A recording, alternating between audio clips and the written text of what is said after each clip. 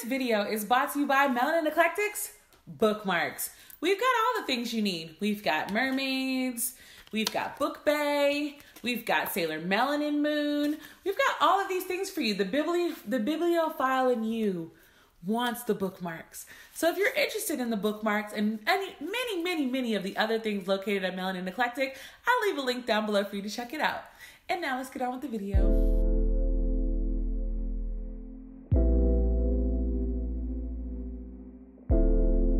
Hi guys, I'd like to welcome you guys all back to my channel, and today we are here to talk about the 4 books that I read in February. I should really title this book or this video the 4 books that I read while I froze, because for those who don't know, Texas wasn't prepared for the little bit of snow that we got in the middle of February, and that literally caused me to go without power for almost 2 days. And then when I finally got my power back, I didn't have water for 2 days.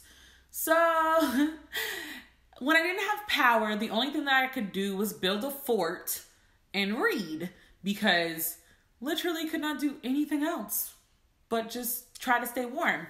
So the book that I read before everything froze over is These Violent Delights by Chloe Gong. And I enjoyed this book so much more than I thought. I knew that I was already excited to read this book. So for those who don't know, this is the 1920s Shanghai Romeo and Juliet. And no, calm down. There's like a mystical mystery monster aspect to it that I just didn't know that I needed. It's like maybe that would have made the original Romeo and Juliet like so much better.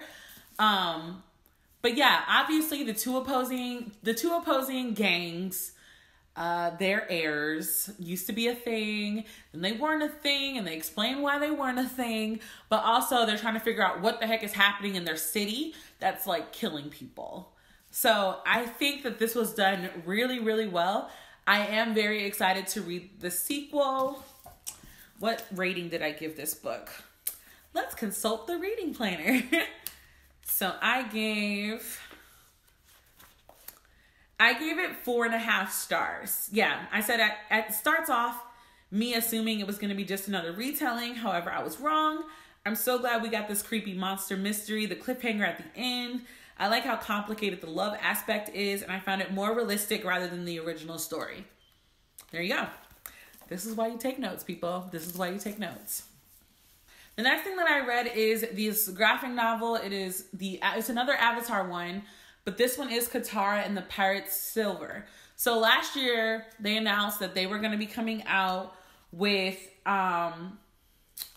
graphic novels focusing on like individual characters, and that Katara and Toph were first. So obviously I pre-ordered because I love Toph, but I didn't really know what to expect with them. So I was like, okay, like I'm gonna get Katara and we're gonna see. I didn't like this at all. And here's why. I don't know, I guess it's because I assumed that we would be highlighting the characters in a way that would just bring more insight to them as a character. And I think because in the original series, we got so much about Katara and Katara's growth and just how she is that it kind of felt like this book didn't give me anything new about her.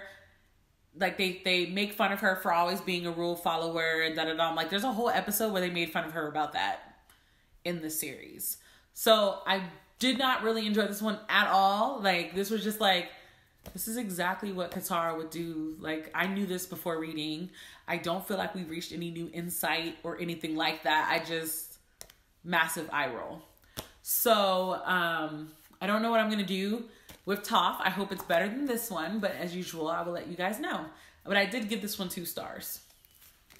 The next book that I read was for the Black Prose Club, which you can always go check out the talk that we did for this book already. It is Escaping Exodus by Nikki Drayden.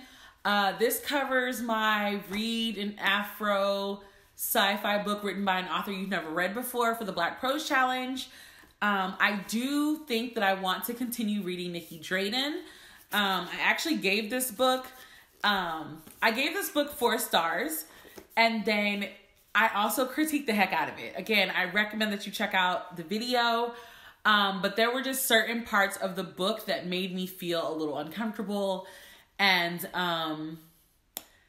there's just some parts of the book where I was like, what?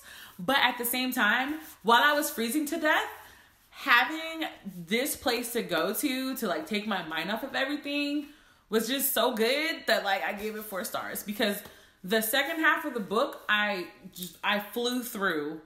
And yes, part of it was because I had nowhere else to go, but I could have switched to any other book on my shelf, you know? Like I stayed with this book. So I really, really, really enjoyed it.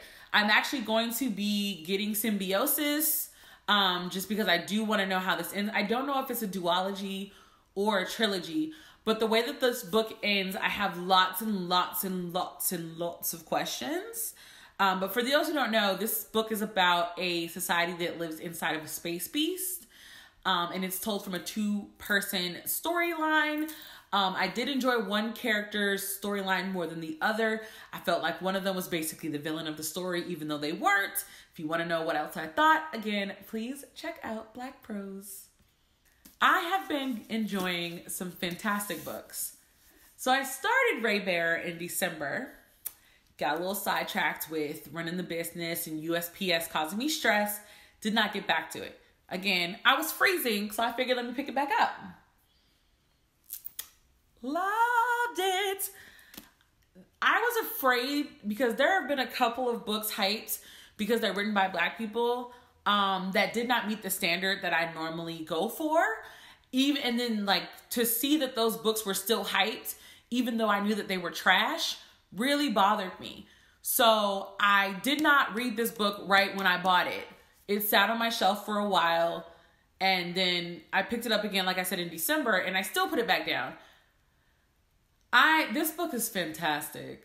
It is great. I loved the reveals. I loved the conflict and the turmoil, the complicated parent-child relationships. Like, just everything about it was just beautifully done. The cover for the next one, I think it's like Redemptor or something like that. Purple. I'm getting it. I just think that this book probably needed more accolades than it got. If you've never read it, if you've been confused about whether you should read it, just read it. Even the audiobook is also good, because I started this book audiobook in December, but last month I just read it, and it is so good, and it's creative, and it's a good creative story. There is one part that I was just like, wait, what? And I had to go back and read it again, because I was like, wait, what just happened? What just happened? Because Jordan does such a good job of painting the picture that you can paint, like the picture is in your head while you're reading. You can see the scenes going on in your head. I would love to see Terasai. I can't wait to see what Terasai is going to do in the next book. I'm very happy with the books that I've been reading lately. I have not felt like I was getting into a slump at all. I have been really I read about 30 minutes a day, and it has just been so good. And I'm just proud of myself. Like, 4 books is not a lot to some people, but just with everything that I'm doing right now, 4 books was a lot. And yeah, technically I read the majority of them while I was freezing to death in a couple of days. It don't matter. A read is a read, okay?